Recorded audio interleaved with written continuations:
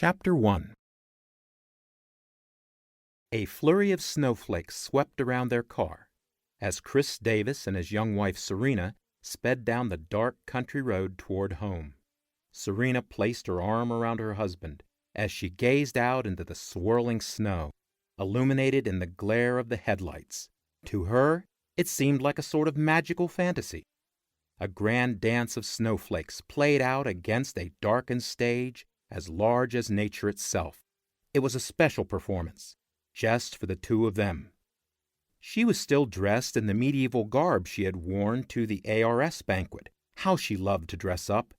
The long, flowing lace dress was an escape from the realities of the technological present. She often thought about being a part of a simpler time and place. How wonderful it must have been! Chris smiled broadly as he glanced toward his lovely wife. They'd had a wonderful evening of food, laughter, and good company. Still, Serena suspected that Chris played the part of a medieval scholar at these dress-up events more to please her than anything else. Another 10 minutes, and they would be home. They would slip into something more comfortable and curl up together in front of the fireplace. After all, tomorrow was Saturday. They had the whole night to play. Chris didn't see the patch of ice on the curve of the darkened highway until it was too late. When they had passed this way 3 hours before, only a trickle of water was melting from a roadside snowbank. Now it formed a deadly sheet of ice. His eyes grew wide with fear as the small car slid across the solid yellow line and into the opposing lane of traffic.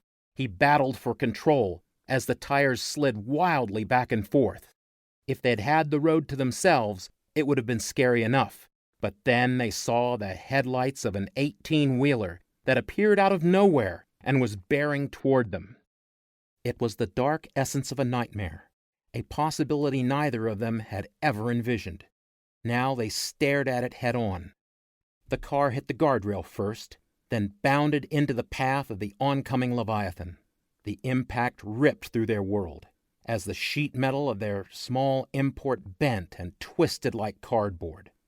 "Oh, Chris," cried Serena, trying her best to brace herself. She was propelled toward the windshield because no seatbelt restrained her.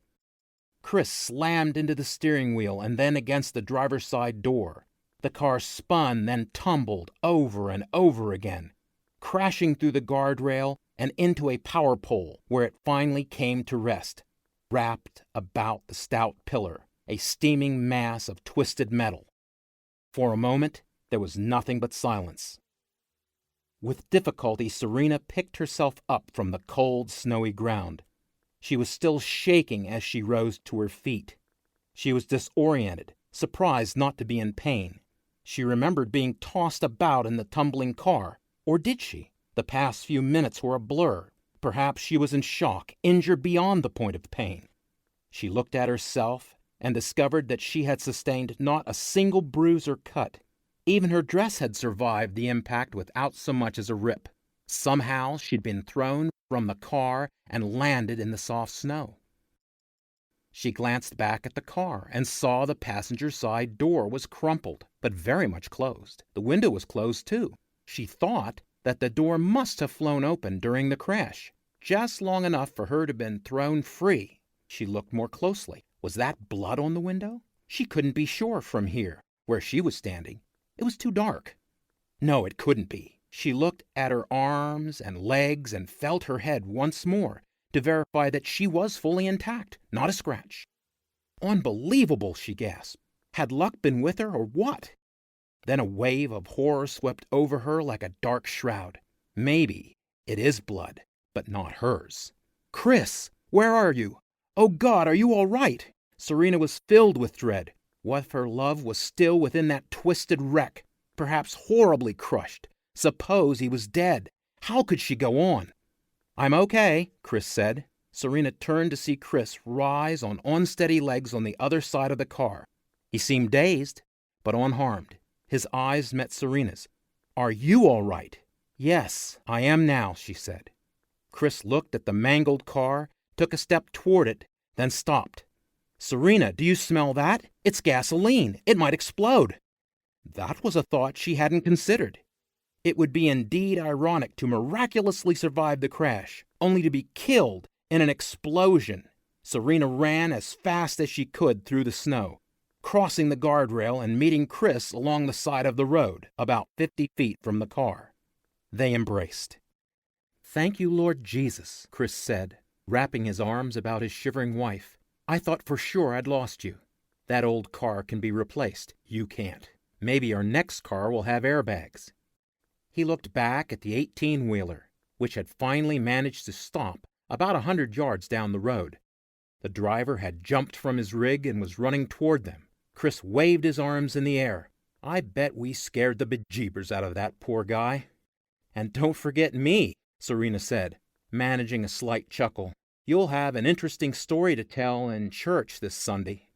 Serena turned toward the car that was twisted around the power pole and shook her head. "People just don't walk away from these kinds of accidents. But we did." "Maybe a guardian angel saved us," Chris said, taking her hand and walking toward the truck driver. "It's very possible. With God, all things are possible." That response didn't surprise Serena in the least. Chris often spoke of heavenly matters. Actually, she was surprised that he had never become a preacher himself. He would have made a good one. Perhaps it was her lack of spirituality and religious conviction that had hindered him. She hoped not. They stopped about 20 feet from the car. Amazingly, the right headlight was still shining, illuminating their surroundings. The glare of the lone headlamp prevented them from getting a really good look at the full extent of the damage. They'd been so concerned about each other that they hadn't given the condition of the car much thought. It was totaled, that much was certain. Chris hesitated for a moment, apparently considering if it was safe to draw any closer to the twisted hulk. There was no sign of fire, and only a trace of steam rising from the shattered radiator. The only event in this car's future was a journey to the scrapyard. "We're okay," yelled Chris, waving again at the approaching truck driver. It seemed strange that he didn't respond. "Wait here," Chris said, stepping from the glare of the headlight and toward the contorted hunk of metal and glass. "Maybe we should all wait for the state police," Serena said. "The car could still explode." "It's okay," Chris said to his wife. "If it was going to explode, it would have done it already." He turned toward the car again. "This is strange. The driver's side door is still closed. So is the window. How in the world was I thrown clear?" "Oh, Chris, I wish you'd wait," repeated Serena as her husband approached the driver's side door. "I have a really bad feeling about this." Chris dismissed his wife's warning and looked in the car window. His expression spoke of his horror. He blinked, rubbed his eyes, yet the apparition remained. "Serena, come here. This can't be." Serena hesitated, then joined her husband by the car door. "Chris, no, oh God, it's us. How can we be in there and out here at the same time?" Now the truck driver too stood at the driver's side door. His flashlight revealed two contorted and blood-soaked figures, a young man and woman. He did not notice the uninjured doubles standing by his side. Serena stepped back and into the glare of the lone headlight as she witnessed her husband's hand pass through the driver's shoulder like some sort of phantasm. Then she noticed that her body cast no shadow on the snowy landscape. "No," she whimpered. Chris retreated to his wife's side, speechless. It was Serena who spoke the unthinkable. "Chris, we're dead. We're ghosts." Her voice was quivering and uncertain. "But we can't be. I mean, I can still feel and think. My body is warm. I'm breathing." Serena reached for her wrist, searched frantically for her pulse. She was relieved when she found a fast but strong rhythm. "My heart is still beating. How can I be dead?" Chris didn't respond. Something else had caught his attention, something that hadn't been there just an instant before. A warm breeze was blowing from somewhere, driving away the cold of the winter night. Serena turned around to see a bright point of light floating in midair. It looked like a beautiful white star, adrift some 30 feet away. It grew brighter, becoming an increasing disk of luminance, pushing back the darkness of the snowy night.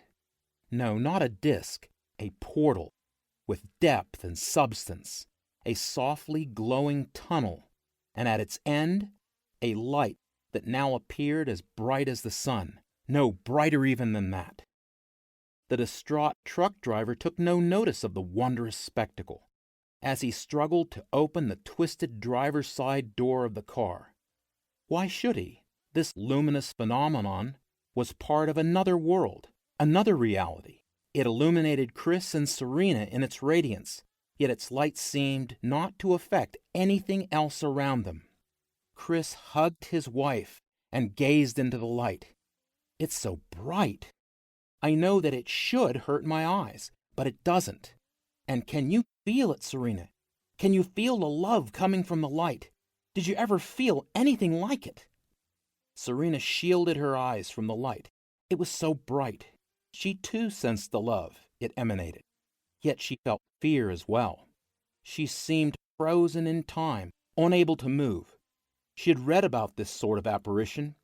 It was the ever-present constant in all near-death experiences, the tunnel of light. It was real. But this was no near-death experience. This was real. A one-way tunnel from this life to whatever existed beyond. Come on, Chris said. That's where we've got to go.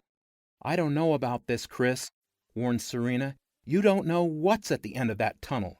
It might not be what you think. Apparently, Chris hadn't heard her, or hadn't wanted to, because he began walking toward the light, drawing her with him. She walked by his side, drawing strength from his touch. Without his help, she was certain that she would not have been able to move at all. She squeezed his hand, yet his touch was becoming ever more tenuous. It wasn't that his grip was weakening. It was her ability to feel his touch that was fading. It was almost as if he was somehow less real.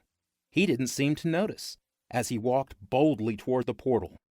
They were at the very threshold of the tunnel when her hand slipped from her husband's grip. A moment later, he vanished into the soft glow, leaving her behind. She tried to follow him, but no matter how hard she tried, she couldn't move. Why hadn't he returned for her? Hadn't he realized that she was no longer beside him? "Chris!" she cried, yet her voice was barely above a whisper. She stood there paralyzed and weeping. She had been forbidden entrance. It was a force stronger than her will that had decreed it, and it was not within her power to disobey. The brilliant light at the end of the portal faded from sight, even as the warm breeze ceased. It was replaced once more by the cold darkness of the winter night. Then the apparition vanished completely. A chill swept through Serena, a chill that went beyond the coldness of the night. She'd been denied the right to enter the next life, if that was indeed what lay beyond. She was gripped with fear. Minutes passed, minutes of near total paralysis, giving her ample time to ponder her fate. Was it her destiny to become a ghost, a lost and restless spirit doomed to wander Earth forever? She had read more than her share of books on the topic as a youth. Her inability to move? Some experts insisted that ghosts remain close to the place of their deaths for years. Perhaps, like her, they experienced some form of spiritual paralysis that kept them there. Sure, there were lots of people who had claimed to have had visitations from the dead, and some of them were pretty scary, but there were no documented proofs for their claims. She had come to dismiss such things as hoaxes, perhaps results of a natural phenomenon compounded by an overactive imagination. The current circumstances, though, had compelled her to reconsider her previous conclusions. In the midst of her contemplations, her ghostly existence was interrupted as another unearthly portal materialized out of the emptiness not far away. Yet this one was very different from the first. It was an undulating, violet-colored corridor, pulsing with arcs of blue electricity. It seemed endless and foreboding, a dark passage leading into infinity. No sense of love emanated from this dark abyss. Indeed, it seemed the incarnation of despair. It was brooding, sinister, yet irresistible. This was her portal, the gateway to her destiny. "No, please, I don't want to go in there," she murmured. But what she wanted didn't matter. She slowly stepped toward it, as in a trance, and felt as light as a snowflake as she was swept off her feet and into the void of the portal. She felt its electric presence like an army of ants crawling over every inch of her body. It was cold, far colder than the winter night. She became nothing more than a weightless and inconsequential vapor. As she tumbled down, end over end, into the bottomless pit, it was a helpless, sickening feeling. Tenuous clouds of red and violet against the dark gray background swept past her. Was she really falling, or just being swept along by some invisible current? She couldn't tell. The experience was totally disorienting and absolutely terrifying. She looked at her hand and discovered that it was nothing more than a translucent form. She gazed down to see that her body was also transparent, like one of those plastic models she had pieced together when she was in junior high school. Being the model was not nearly so much fun. She screamed, yet she couldn't hear her voice above the roar of the ethereal winds that swept her along. She wondered if there was a destination. Perhaps she would be swept along through this ethereal realm throughout all eternity. She thought of Chris. Where was he? Was he experiencing anything like this? She hoped not. How long or how far she was carried, she couldn't say. In this realm, there were no constants, no frames of reference, for neither time nor space. Even existence itself was tenuous, measured only by the extent of her fear. She felt a jolt, as if her course had been abruptly altered. There was light ahead, shining forth like a lone beacon into this realm of eternal twilight. A moment later, a new world seemed to materialize around her, replacing the ethereal nothingness of the tunnel through which she had passed. She stood in the middle of an arching corridor, perhaps a dozen feet wide, where the floor, walls, and ceiling were composed of the finest cultured white marble. She was whole again, a physical entity with weight and all of her senses intact. She turned around, surprised to discover a blank wall, not the formless passageway through which she had just traversed. She touched the wall, caressing its cold, smooth surface, as if to verify that this wall was indeed as substantial as it appeared. It was. 20 feet ahead, the corridor opened into a chamber of brilliant white vastness. Slowly, deliberately, she walked toward it, unable to resist. The chamber beyond was like nothing she had ever seen. Before her was something of great brilliance that she could not immediately distinguish. Its radiance caused the white tiled marble floor to glisten brightly. Serena spun around and saw many tiers of seats descending in a square pattern toward the central arena in which she stood. In those seats sat a great multitude of people, all dressed in pure white. Standing in the central arena, she was separated from them by a shimmering marble wall, perhaps 8 feet or so in height. All eyes were focused on her, which gave her a very uneasy feeling. She was the center of attention. What did they want from her? What did they expect her to do? She gazed up to see that this place had no ceiling, in the conventional sense, although the perimeter of the vast arena was replete with many towering marble columns. They appeared to serve no purpose beyond a decorative one. Above her, great billowing clouds towered toward an azure blue sky. It was awesome, yet frightening. Again her gaze turned toward the bright radiance before her. She could perceive a great white throne upon which sat a being who appeared to be the source of the radiance. She could not see the figure clearly, nor could she see what lay beyond the throne. Perhaps it was nothing more than a fourth wall of the arena, but maybe it was something else. The impression she felt now was not so different from that she had felt emanating from the portal that her husband had vanished into. There was an overwhelming sense of love here, as though love itself could take on a physical form. Yet there was something else, fear. The fear did not originate from the being upon the throne, but rather was generated from within her own soul as a result of his tremendous presence. Out of the glare stepped a slender being standing well over 6 feet in height. Its pallid flesh took on essentially human contours, though unusually smooth and exceptionally symmetrical. It wore white sandals upon very human feet, and was clothed in a long and flowing white robe. From its waist hung a long sword, its blade hidden beneath an intricately crafted golden scabbard. Yet this being's most striking feature was a pair of enormous white wings, which arched outward and upward from the back of its shoulders.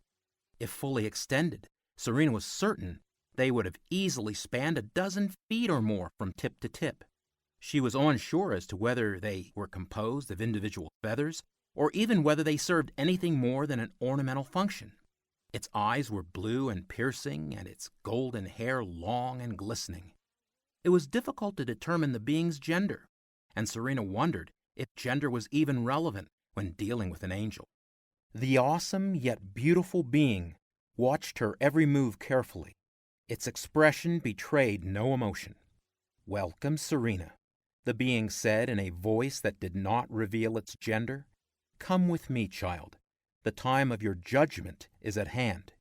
It motioned with its right hand toward the brilliant being behind it. My judgment?" gasped Serena, turning suddenly pale. "I don't understand."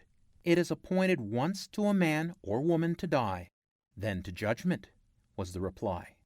"But where is Chris? He was with me, but we got separated." "He is not here," replied the angel, placing a gentle hand upon the young woman's shoulder, guiding her on her way.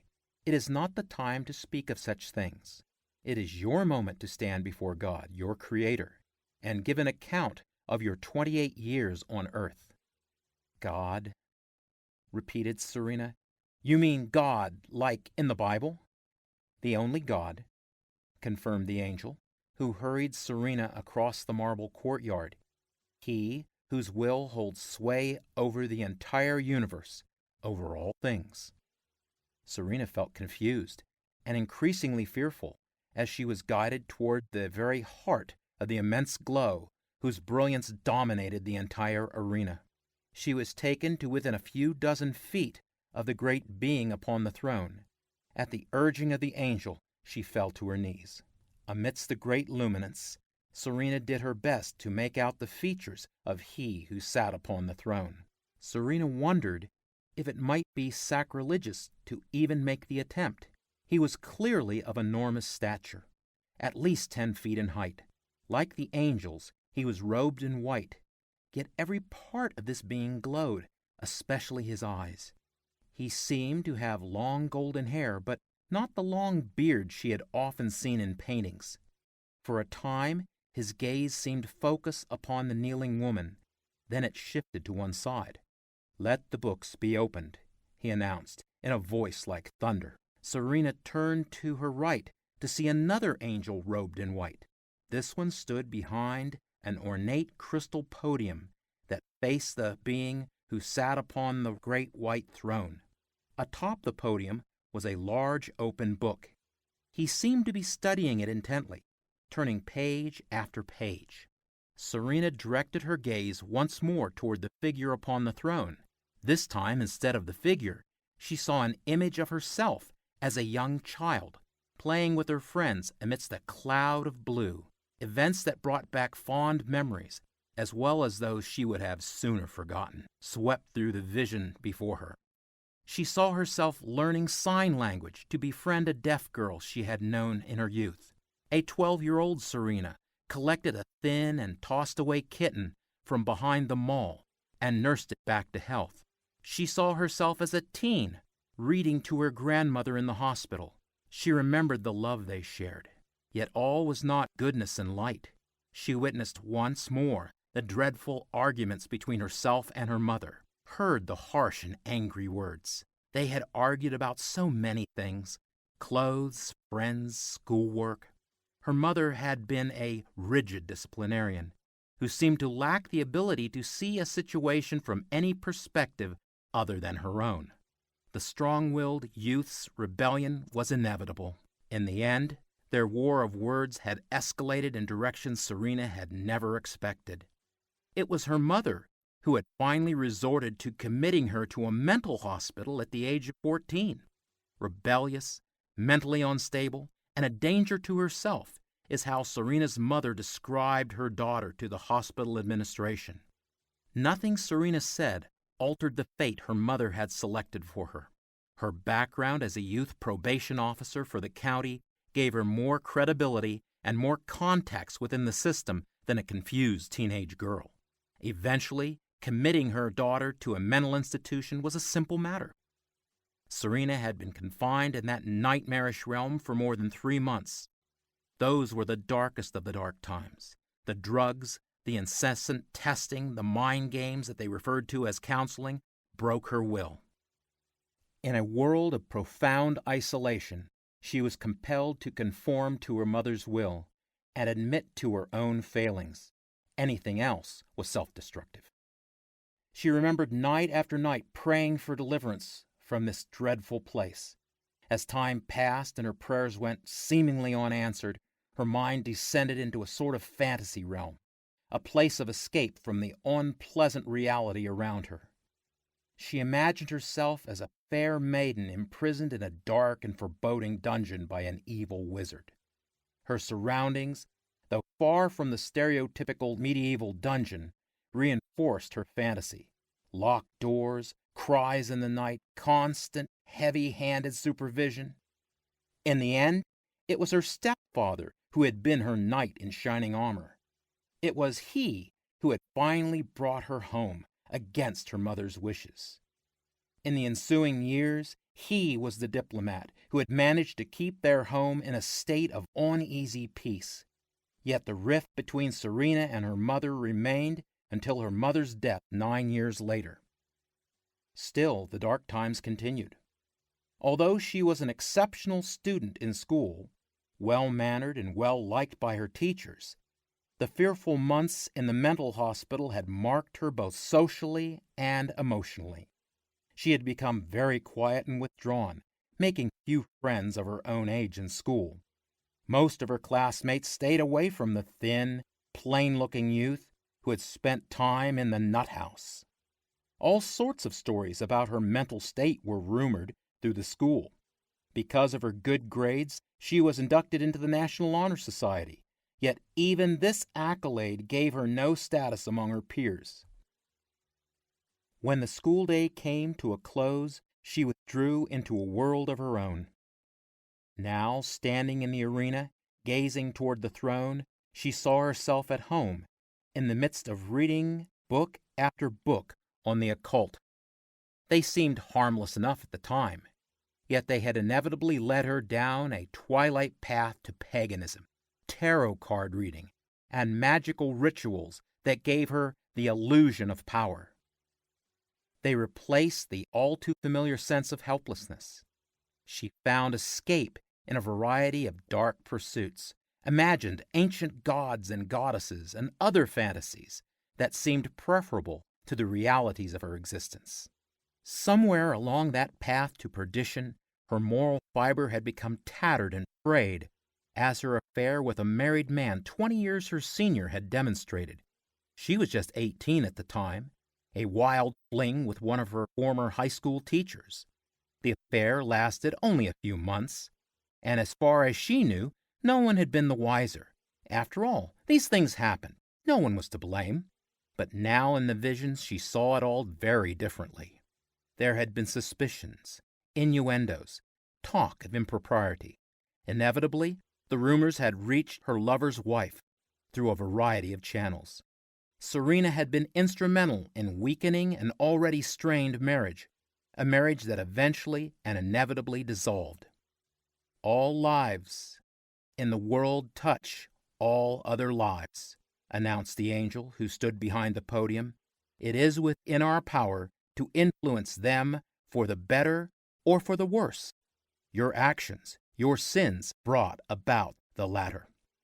Serena's life rushed forward in a dizzying collage of imagery. She witnessed her first marriage. She'd known Kevin since high school. He had been one of her few friends. Like her, he was an outsider and interested in fantasy world of Renaissance festivals and occult powers. It seemed a perfect match. They'd had such noble goals. They would put each other through college and in time live the good life. They worked so hard, yet life seemed to have conspired against them. Demoralized and discouraged, Kevin had retreated into a world of computer-generated fantasy. Sitting in front of a video monitor for hours at a time, he became in cyberspace what he could not be in reality: a success, even a hero. At a time when she needed his support the most, Serena was ignored. Her attempts to become closer to him, to even be noticed, earned her a new name: a high-maintenance wife. That was what Kevin called her. In the end, Serena had found the comfort she had so desperately needed in the arms of other men, and at one point another woman. In their company, she explored her darkest fantasies. She became the submissive, the slave, the witch, the wench. Whatever pleased her partner. At times she took some terrible risks, once allowing herself to be strangled to the point of asphyxiation. Kevin knew of her nightly dealings, if not the specifics, at least the generalities. Yet it didn't seem to bother him. At least when she was out, she wasn't disturbing his game.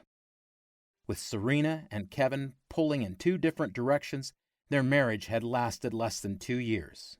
When it was over, Serena descended into a deep depression that several times brought her close to self-destruction. Yet, in the midst of her despair, had come the birth of a new hope. She first met Chris at the health food store where she worked. A few brief conversations with this charming man led to a lunch at a downtown coffee shop, then a more formal date. When she was with Chris, she was lifted from the depths of despair. He was charming, thoughtful, and amusing. He spoke of such wonderful ideals. He talked about God's love, about trying to make a difference in the world. She even went to church with Chris, more to please him than to seek out his God.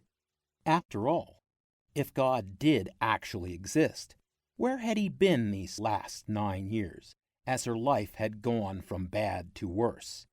If he was so merciful, why had he allowed her grandmother to suffer so much during her last year on earth? Her grandmother's faith had remained strong to the end, yet to Serena it seemed as if God had abandoned her. No, her life's experiences had hardened her heart when it came to believing in the existence of a loving and merciful God. Chris seemed to realize that Serena had no real interest in his church or his faith, though she did a good job at pretending she did. But it didn't matter. He had fallen as much in love with her as she had with him. Their love led Serena to the altar one more time. This marriage was different. Chris was an attentive, compassionate husband, and Serena was absolutely faithful to him. For the first time, love was more than sex, deeper than physical sensation. Love was caring and nurturing, and in the arms of Chris, it grew stronger as the years passed. Chris claimed over and over that it was Christ within him that allowed him to love her as he did. At first, Serena wasn't so sure that she was buying that explanation. After all, how could the spirit of a long-dead prophet live inside of her husband? Still, there was clearly something wonderfully different about Chris. He had a sweet spirit about him. It was that aspect of his character that had initially attracted her to him. To please her husband, Serena continued to go to church with him. That was the goal foremost in her mind. She even became involved in the charitable activities of her husband's church. For Serena's sake, Chris had done his best to take an interest in some of the things that motivated her, short of compromising his own relationship with his God. Therefore, attending Renaissance fairs and the like became an integral part of their lives and had given rise to the medieval scholar character Chris played at these events. To him, it was a small price to pay for his wife's happiness. Those 5 wonderful years passed before her quickly. The sweet Serena lived once again. Her husband had become her whole life. His love had changed the course of her life. Yet somewhere along the road she had missed something crucial: her husband's love for God. Now she feared that omission might separate them for all eternity. She hoped against hope that she was wrong. After all, she had changed so much during these past 5 years, did so much good. Surely God would realize that. It was in the vision that played out before the courtroom for all to see. She wasn't the woman she had been. Through her husband's church, she had clothed the poor, fed the hungry, and visited the sick. She had done all of these things cheerfully and without complaint. Didn't Jesus say that whenever you did these things for even the least of God's children, you had done it for Him? Maybe, just maybe, it would be enough. It was difficult to say how much time had transpired when the images before her finally faded. She gazed up at the figure sitting on the throne. He seemed deep in thought. Then he turned his gaze toward the angel who stood behind the podium. "Does her name appear in the Lamb's Book of Life?" The response was immediate and definitive. "No, Lord, her name does not appear in the book." God's eyes turned toward the woman kneeling before him. "Then the time has come to pass judgment upon you, child. Serena Farnsworth, the books have been opened, your life's deeds have been reviewed, and you have been found wanting. Do you have anything to say in your own behalf before judgment is cast?" Serena was shaking all over. Somehow she had hoped that these proceedings would have gone a little better than they had. Chris had warned her about this day. He had practically pleaded with her to utter those few simple words. Why hadn't she been able to put her belief in this pagan goddess aside? The goddess wasn't here to save her now. Only Jesus could have done that. How easy it would have been to avoid all of this, to have said the prayer of faith with Chris. But now it was too late. But what about her husband? God had just addressed her by her maiden name, not her husband's name. What could that mean? Her fate was sealed, she knew that. Her concern now was for Chris. She gathered up her courage. "My husband," pleaded Serena, tears flowing down her cheeks. "What's going to happen to him? Please, Lord, tell me." The mighty figure upon the throne gazed into the eyes of the distraught woman. There was compassion in his eyes. "Peace, be still, child. He of whom you speak is no longer your husband. That is why I call you by your maiden name. Years ago, he accepted the gift that I had offered him, the gift I offer to all humanity. My only son was sent into your world to prove to all the reality of my love. He became the perfect sacrifice, paying the penalty for the sin of all humanity. Through his sacrifice, all people gained the right to be called my sons and daughters. Chris is now my son. Through an act of faith, he dwells even now with a great multitude in heaven. Let your heart not be troubled. He is in my hands now and forevermore. But you, child, you are no daughter of mine, nor are you any longer the wife of my son." The radiant figure rose slowly to his feet. All the while, his eyes remained fixed upon the woman before him. "Even as you go into outer darkness, know this: my mercy endures. I know how dearly Chris loved you. To realize that you were in the hands of Satan would burden him with grief for all eternity. Surely you would not desire such a destiny for him. For this reason, I have removed all memory of your existence from his mind and from the minds of all of the saints. For them, it will be as if you had never existed. You shall remember the love you shared, but he will not. It is best that things are this way for his sake. Serena's despair deepened as she felt a gentle hand upon her shoulder. She looked over to see the angel who had guided her to this place. He motioned for her to rise to her feet. She complied. Miss Serena Farnsworth, you shall be removed from my presence, and that of the saints, commanded the mighty being before her. In outer darkness shall you abide, a place of wailing and gnashing of teeth, there to dwell with Satan and his angels until the day of final judgment. Let it be done. The angel guided Serena to the left, away from the judgment seat of God. Before her, a great amber vortex opened. Serena could sense the vast void, the emptiness that was a place without the presence of the Spirit of God. The swirling, undulating corridor arched downward into the eternal abyss reserved for the damned. For an instant, Serena turned to behold the face of God one last time. She was surprised to see sadness upon the face of the Creator of the universe. Even now he grieved for her. Come, child, bid the angel. Taking her hand in his, we must go. Serena watched the great courtroom fade into the mists as she was drawn into the vortex. She sensed she was falling as she and the angel plunged headlong toward places unknown.